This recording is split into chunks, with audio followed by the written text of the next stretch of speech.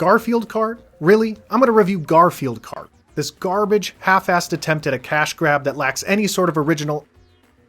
Okay, there's a story here. My name is Harvey Bodega, and welcome to Garfield Kart.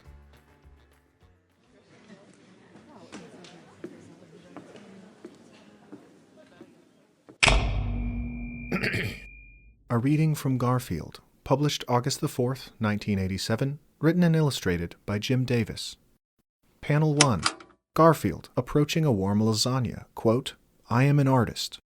Panel 2. No dialogue. Garfield quickly consumes the lasagna. Panel 3. Garfield, having consumed the lasagna, quote, "I eat what I see."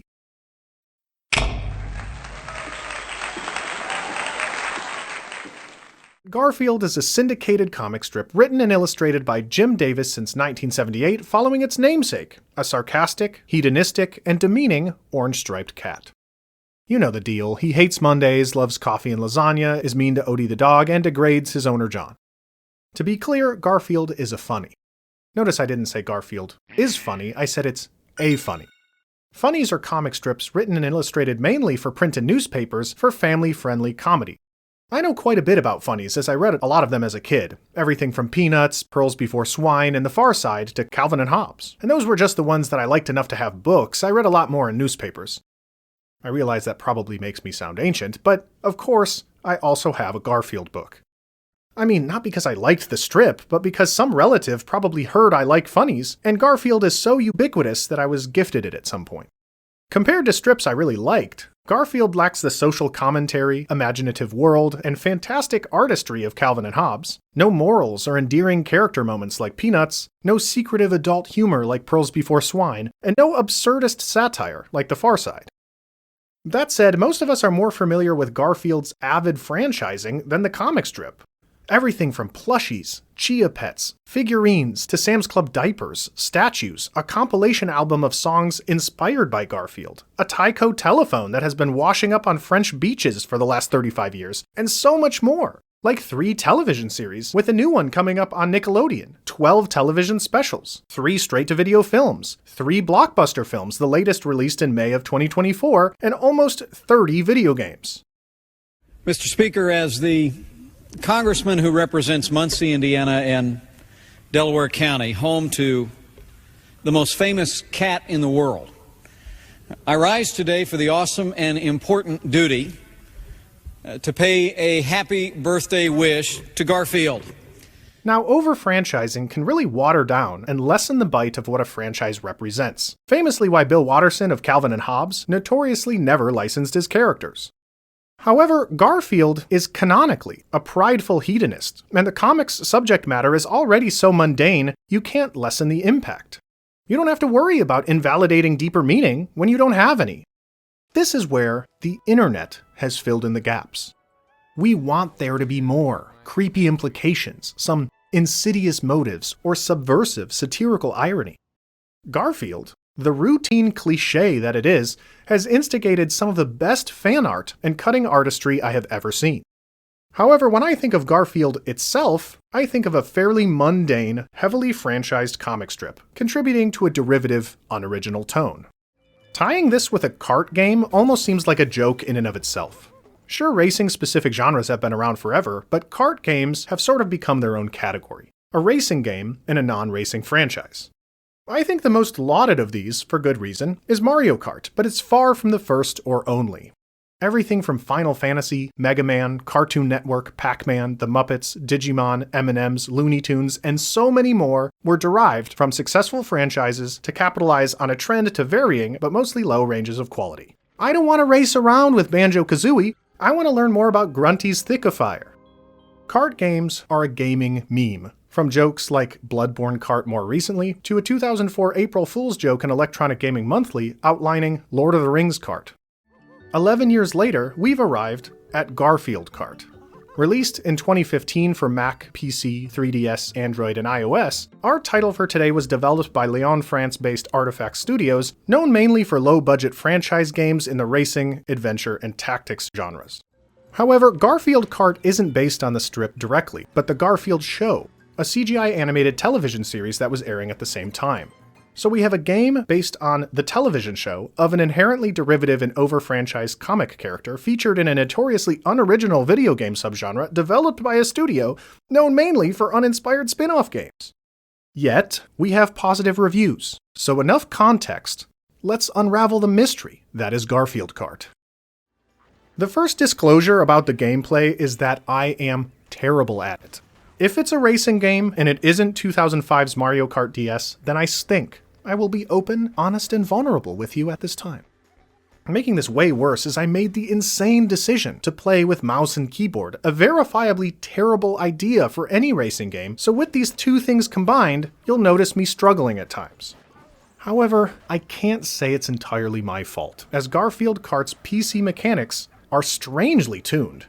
Drifting, which can give you a boost like Mario Kart, is very finicky. It's easy to drift the wrong direction, speed boosts are disorienting, you can steer in the air as if you're on the ground, and vehicle handling, no matter the loadout, is really loosey-goosey and feels irregular. Thankfully, the stages are mostly very forgiving, including a quick return if you fall off, so more of an intermittent frustration. Like most kart games, items can be picked up and used on yourself or your opponents during races, and while most are heavily derived from Mario Kart, there is some legitimate innovation here. The pie, like the green shell, is a damaging attack fired straight.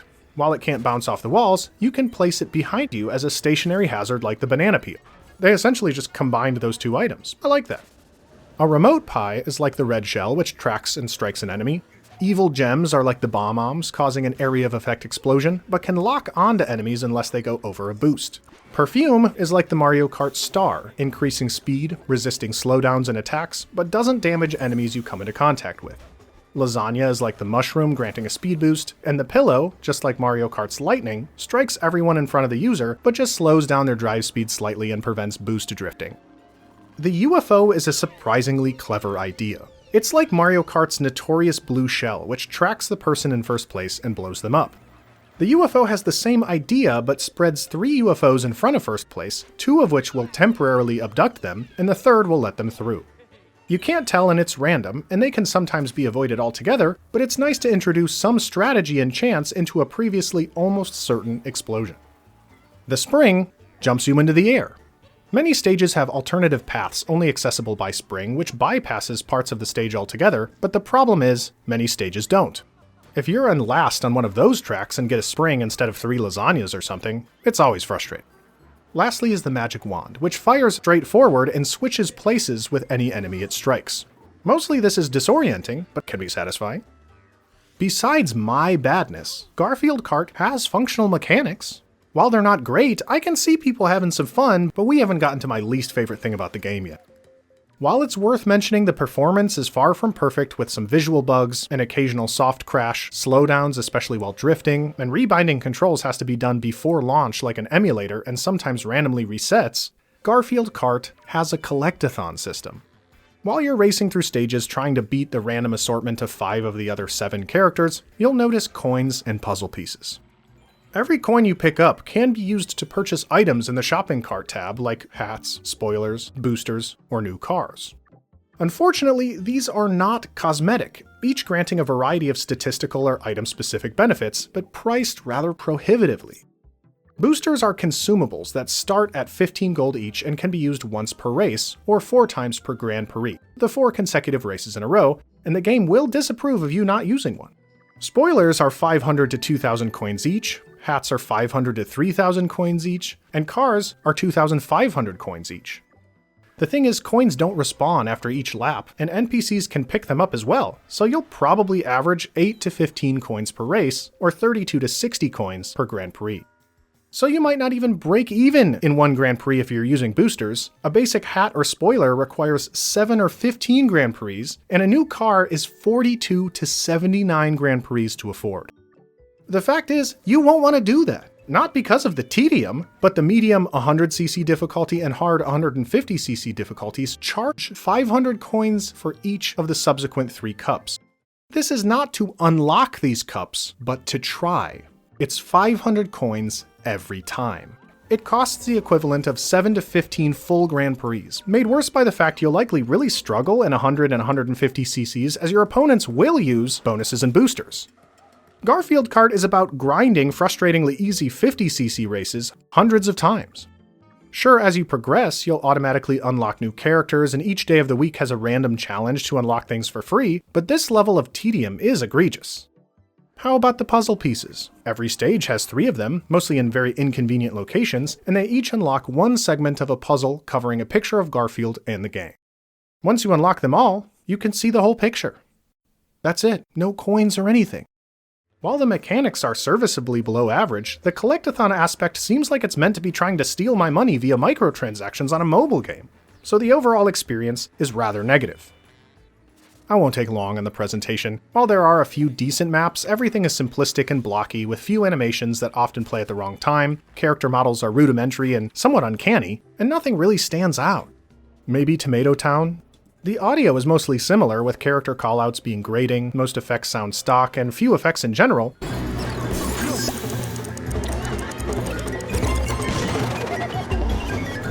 But the music is a little better.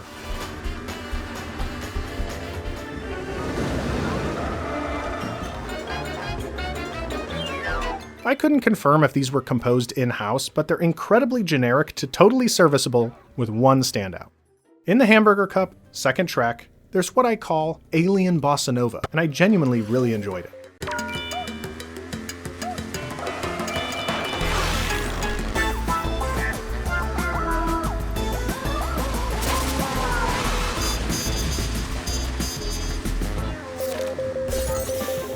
Dated for the time, stock, generic, and uninteresting with the standout of one specific track, the presentation can easily be summarized as a negative.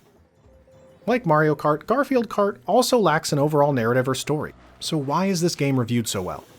I suppose we'll need to go to the source.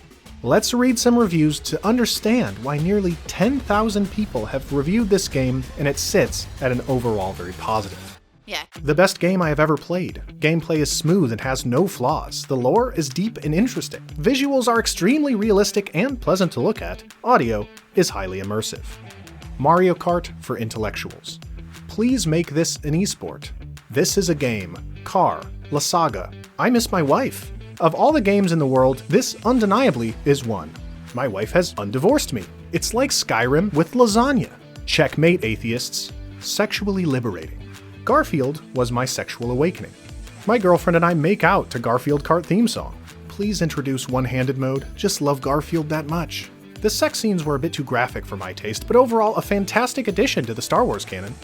Garfield is too sexy and would not recommend for minors. I know this is low-hanging fruit, but you couldn't play the game for 0.8 more hours? Gaming. Edit. Gaming. Over 10,000 hours played. I thought I was playing Doki Doki Literature Club. 10,000 hours. This game really makes you feel like Spider-Man. 33,000 hours. God, I love Garfield. Almost 58,000 hours. Help. 62,000 hours. Maybe most fittingly, I stared into the abyss, and the abyss looked away. Over 400 hours. Imagine the marketing guys who try to analyze why their product is doing well, only to read reviews like this. The much fewer negative reviews don't help much either. Garfield is taking over my life. He took my family.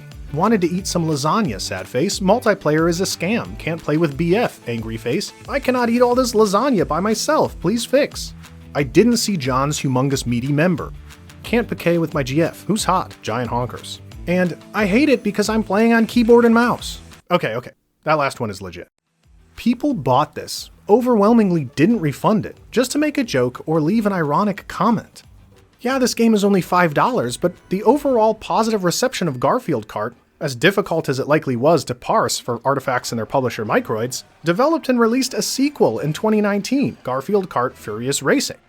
The Steam description is even more half-assed than the previous one, but look at the reviews. Almost the same amount, same positive reception, and sold at $15. Maybe, just maybe, there are no such things as religion, pornography, or the state of being. There is only Garfield, as he is the answer of everything. He is God's gift to the human race, and the reason God left us a long time ago, because he was scared of his creation. Garfield is the purest and also the most corrupt form of matter. He is the bringer of love, death, light, joy, and lasagna. He is infinite and finite. His philosophy can't be understood by mortals, and anyone who tries will be left in darkness and the abyss of the knowledge of his own failure in existing in the first place.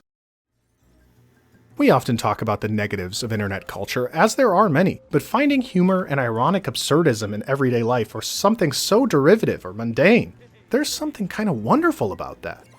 Maybe the best things about Garfield is what is inspired by him, ironically or otherwise. Sure, I spent money on this, but got way more entertainment out of reading the reviews of this game than I did in other full titles.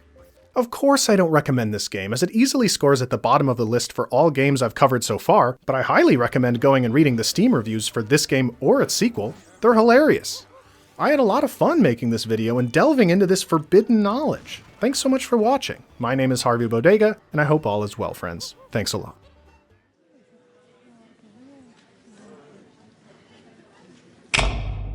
A reading from line 12 of Birthday Song, featuring Kanye West by American rap artist 2 Chainz, track 5 on his album based on a TRU story released in 2012.